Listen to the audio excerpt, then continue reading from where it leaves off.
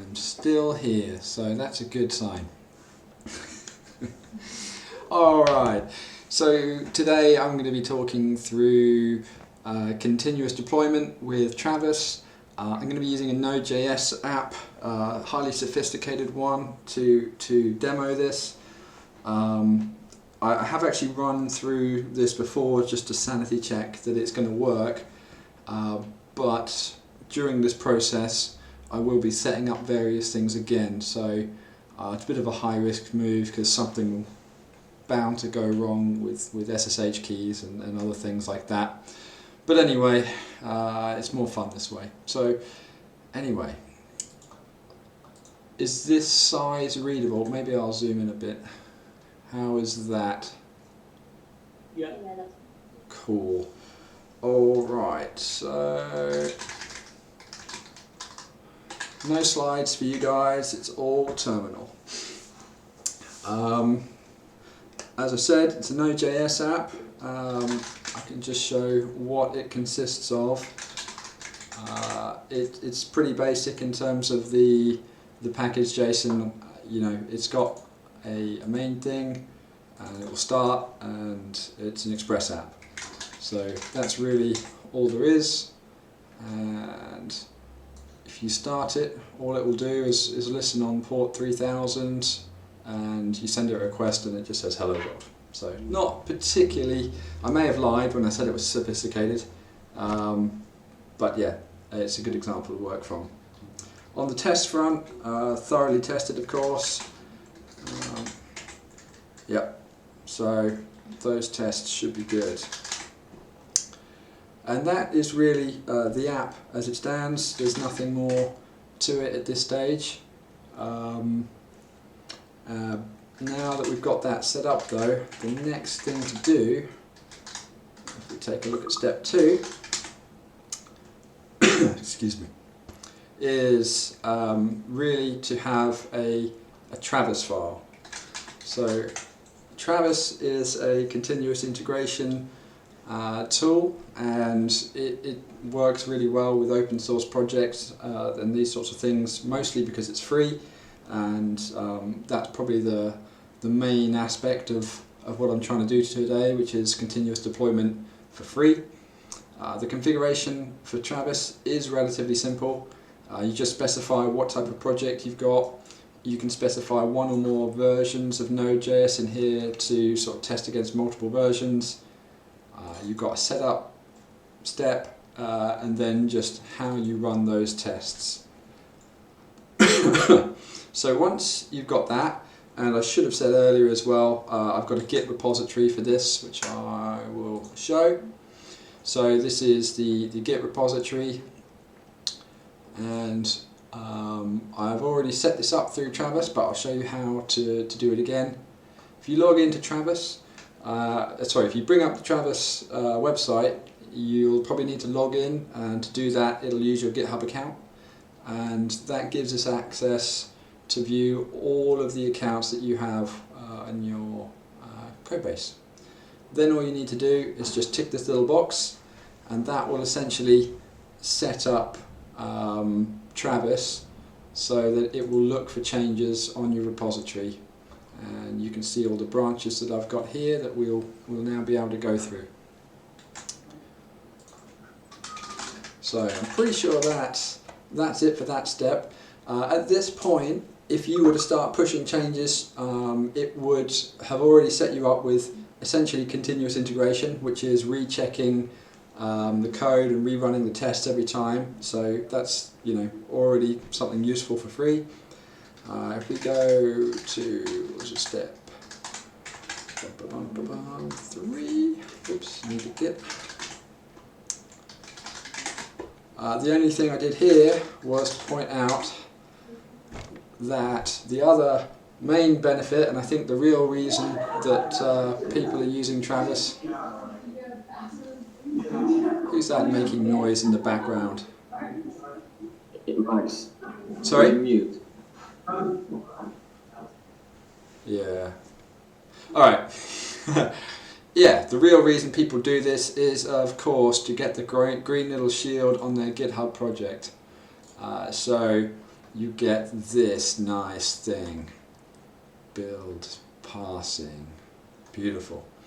All you need to do for that is to put this little snippet inside your README, which basically tells what this website, what your Travis project is, and it will get the build status there, and when you break your build it will go red. So all good fun.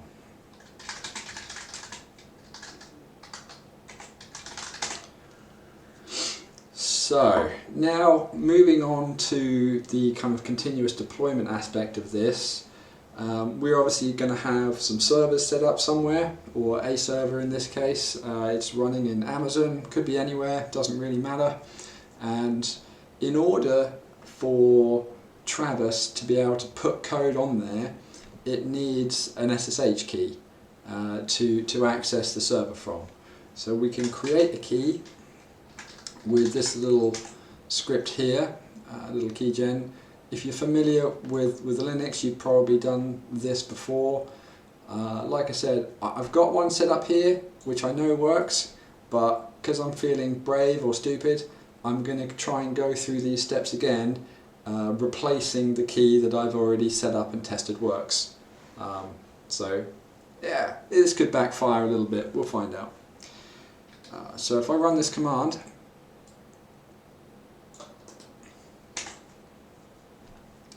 it says where do you want to save it. In this case I'm just going to call it deploy. I'm going to overwrite, and yeah, you don't need a passphrase. In fact, you can't have a passphrase for this, otherwise you'll need to tell Travis what the passphrase is. You get this lovely bit of ASCII art, which I'm sure everybody appreciates, and then you get these two files. So these two files are a private and public key, and essentially the server will take the public key, so that anytime somebody SSHs in using this private key, it'll let them in. I'll show you that in a second. So the other thing to note that is rather important is at this stage you will need to have a git ignore, because you don't want to accidentally include your private key. You can include this public key and it's not going to do you any harm, but there's no need to put it in there, so you may as well omit both the files. Oh, I forgot to say, if you have any questions, just stop me and ask away, because yeah, I'll just answer whenever. So if we go to step 5, now that we have our key, the sensible thing to do would be to verify that we can log into our server with that key. We need to install it essentially. So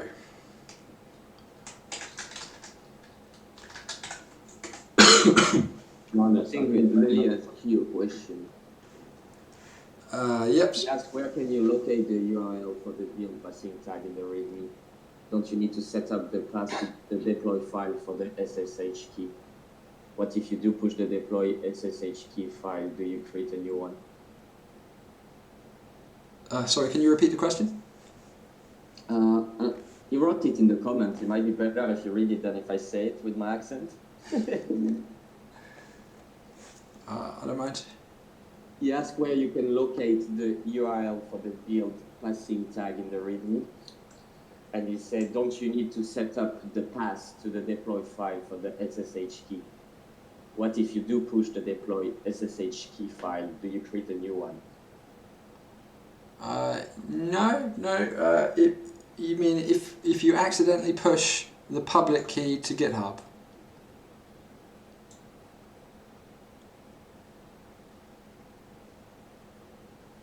The other one. The other one. This one, yeah, if you accidentally push this to GitHub, then kill it and start again. Yeah, because you don't want that out there. I mean, I'm sure there is a means of deleting stuff from Git history is a bit difficult. It can be done, but who knows what's happened in the meantime. So best just to kill it and start again. Right, let me run you through these commands to install an SSH key on the server. So first of all, this is just an SCP, so we're just copying this file onto my server in this particular folder. Hopefully it's going to fly. No such file or directory. That is because I forgot a colon. Sweet. So now what I want to do is these two bits here. I'm just going to copy that because I'm lazy. SSH in, don't want that one, don't want that one, I want that one. So if I go into the SSH folder now, I've got the deploy key that we've created and it's in here. Now if you look at this authorized key, it basically is a list of public keys that this server will accept. Like I said, when an SSH connection comes in, if the private key matches is the opposing pair of one of these public keys, then it will let you log in. And what I want to do now is essentially append this content to this file. So you can copy and paste it, but you can just do that using the command line, which is these little arrows are basically shovel this stuff at the end of this file. Cool. So now if we cat that file again, you can see the second key is there. I'm kind of interested to see if there's any chance of this going wrong because my previous deploy key is still there. But hey, we'll see what happens, right? So now the best thing to do is to log out, and we'll obviously want to check that what we've done has worked. So if we test this key, right, then we're going to SSH into the same server, but this time we're going to be explicitly using the key that we created. So again, when I log in, I'm using the private key. Now let's see how this goes. Hey, we're in. Sweet. So that went better than expected. And I can't remember what point it is that I normally do this, but there is another step that you need to take here, which is you need to add this key as a deploy key for Travis. So if we go to my project and you go in GitHub and you go to the settings, you'll see this section on deploy keys, and this essentially just gives you permission to check out the code as a particular user. I'm sure, given that this is an open source project, I could probably achieve the same thing by getting Travis to check it out using HTTPS or something like that, but for simplicity's sake, I'll just add this deployment key.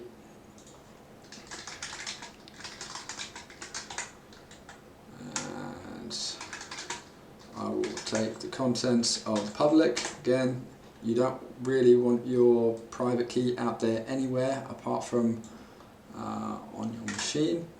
So we'll copy paste that into here. There's no need to allow write access, so we just add this key. There we go. So we got another one. So now we've set up an additional key where you can access the server, but we haven't plugged it into Travis. So what step am I on Git? Cool. There's only 7 steps in this, so we're pretty close. So we'll check out step 6.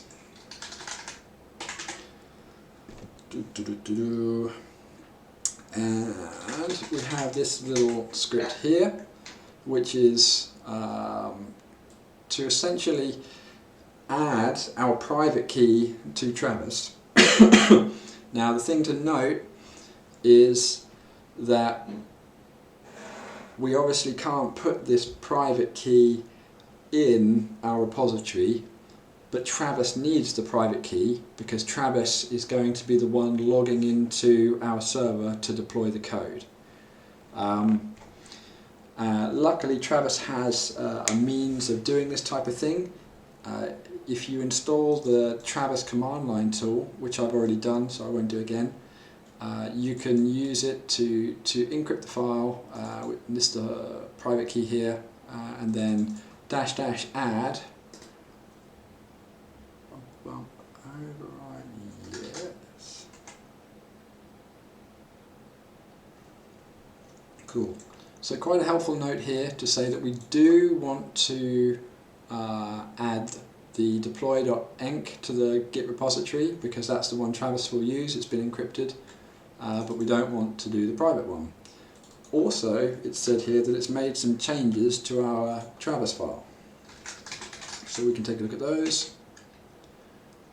Dun, dun, dun, dun, dun. Right.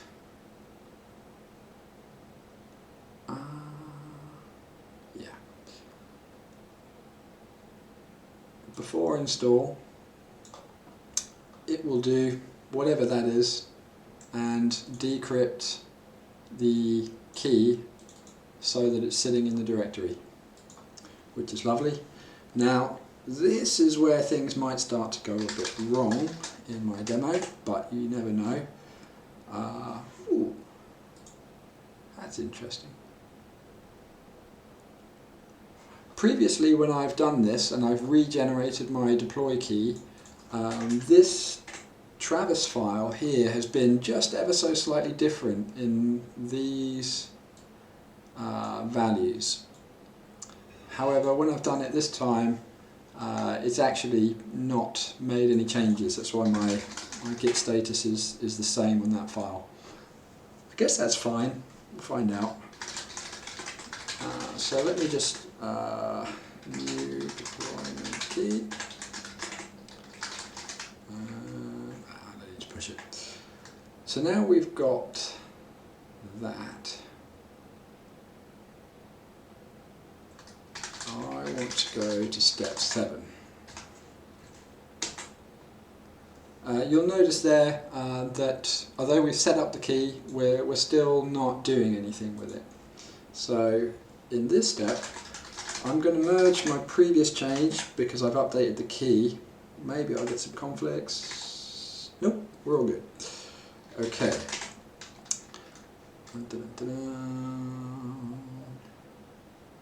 So at this stage, we now need to make some changes to our Travis file, and they are this block here. I'll try to explain each line as best I can. So after the build has been a success, we're going to start up the SSH agent. To be honest with you, I don't quite know why this tells Travis to start up the SSH agent, but it does. Then we're going to set the permissions for the deploy key that it has decrypted in this step here. And we're also going to disable something called strict host checking. When you log into a server, that server will normally check that your IP address is resolving to some kind of host that matches, but in almost all situations that's kind of not what happens. So, oh sorry, no, other way around. This is a client, SSH client configuration that when you're logging into a server, it will try to match like a host versus the IP. In my case, this is an AWS instance and it's not got like a proper DNS entry assigned to it. So we just tell it to not do that check in the SSH config. We add our deploy key to that, and then we've got these two lines here. So we're installing something called PM2, and then we're telling PM2 to deploy. So PM2 is a node.js sort of process manager, and it will effectively manage both the deployment of code in terms of checking out and updating what's there on the server, but also running the service. There is a file that configures this system here. I'm not going to lie, I had quite a lot of trouble here getting this to behave properly, particularly with a TypeScript project. It really does not like TypeScript. However, this is just a node.js thing, which is convenient, and I've defined a production environment here.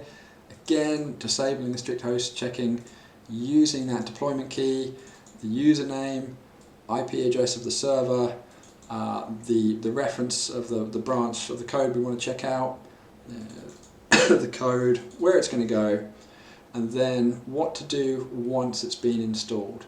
So obviously I want to make sure that I've done npm install to update all the packages, and then start or restart the service.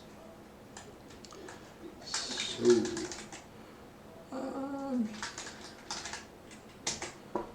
push that. And you know what, I'm going to go over to master and merge in 7 and push that. I can't remember whether there were any final changes I shoved into this branch. No. Okay. So in theory now we're done. In reality, well, we'll see. Okay.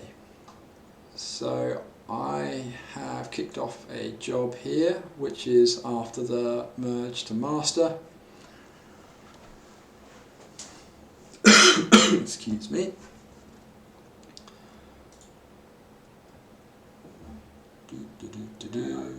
And you can see Travis doing a few of the things that we've defined in our YAML file here, like decrypting that key there, running the tests, which was my little console out there.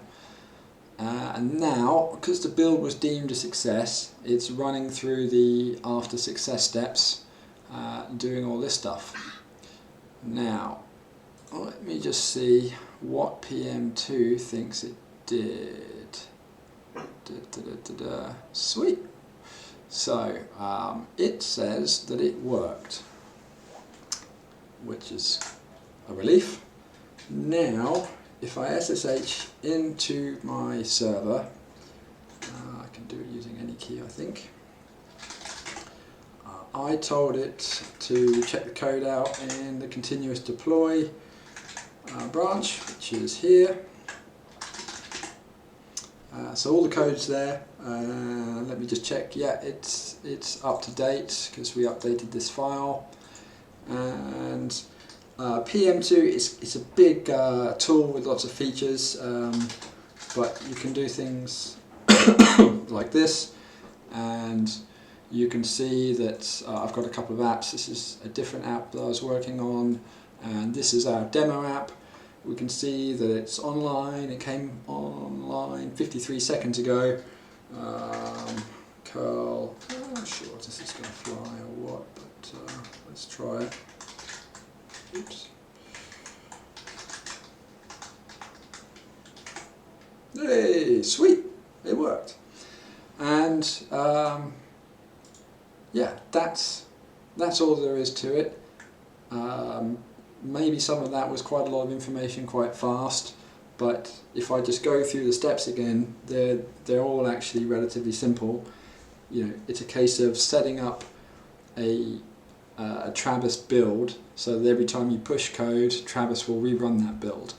Once you have that, really all you're doing is setting up an SSH key that Travis can use, and you need to put that on GitHub, encode it, and add it to Travis, and then the rest of it is down to PM2 to then go and actually deploy that code on the server and restart the app. So that's end-to-end continuous deployment. Anytime you push anything to master, it'll go straight on the server.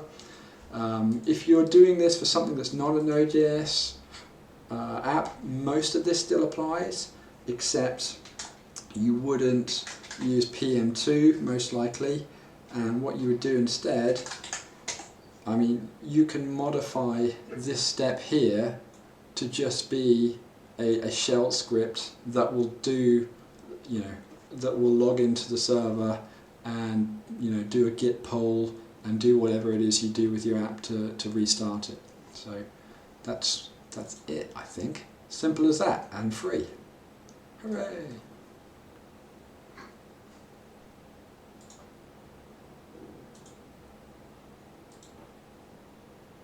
All right.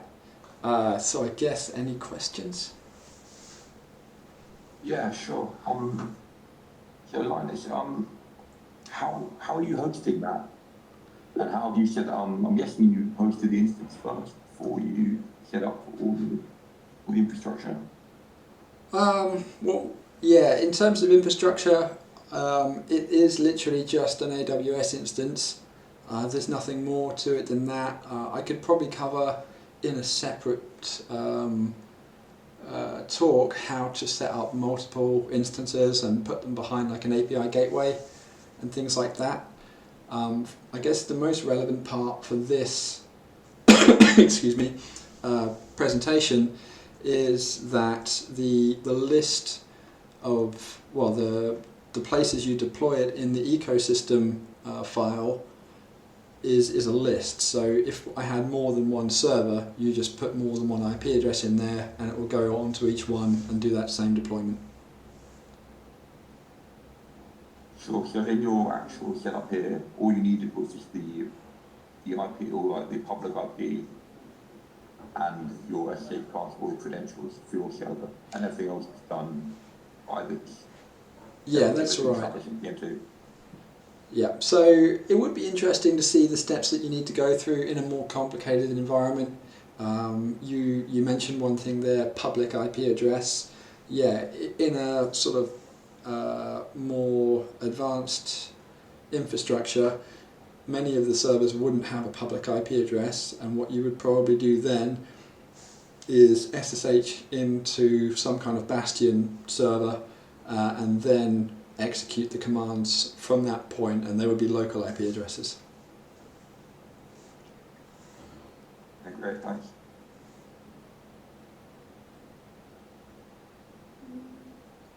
I have one question, Linus. Can you hear me? Yep. So, the Travis.yaml file which you were updating and added the key and these things, that comes as a infrastructure with the tool Travis, or we need to create any of this manually ourselves, knowing how it works? The Travis file is one you create yourself. Yeah. Okay. Yeah, there's quite a lot of documentation online from the Travis website on the things that you can do with a Travis file, because it's really quite a powerful system.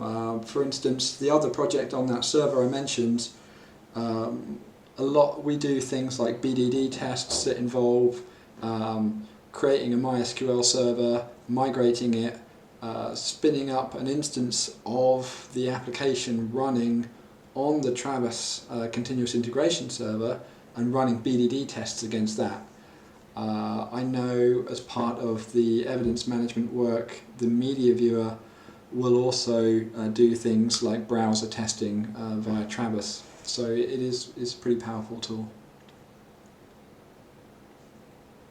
I also wanted to ask, with the, I know you had the post-deploy tests there on the Travis file, or was it PM2? So after the deployment, you checked that everything was working. If things weren't working, what happened? Would it just go and revert back to the previous build? Those tests run on Travis. So before the code is deployed, the tests have to have passed.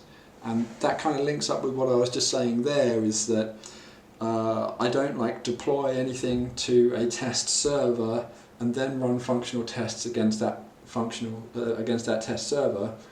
I actually set up the test server inside of the Travis build and run the functional tests against that. You had some checks, but after it all really finished, didn't you? Let me take a look. I don't think so. It was just after the build has succeeded, so the tests have run, everything's great, it SSHs in and runs npm install and then just tells PM2 to start or restart the service. So that's it. You know, in theory what you could do is hook up something like a smoke test. So once you've deployed to your production environment, you really want to make sure that it's all good, so you could write an additional command to that that would just do a quick bit of testing. Now what you do from there, you definitely could, if that testing failed, you could definitely program it to roll back. Whether that's good practice or not, I don't know. Okay, thanks. Okay, Nathan has sent some messages on chat. Yeah, Billy asked you something as well. Oh, sorry, let me just bring that up. Not sure if this is just me, but the SSH steps, I have to set it up when I'm on a new machine.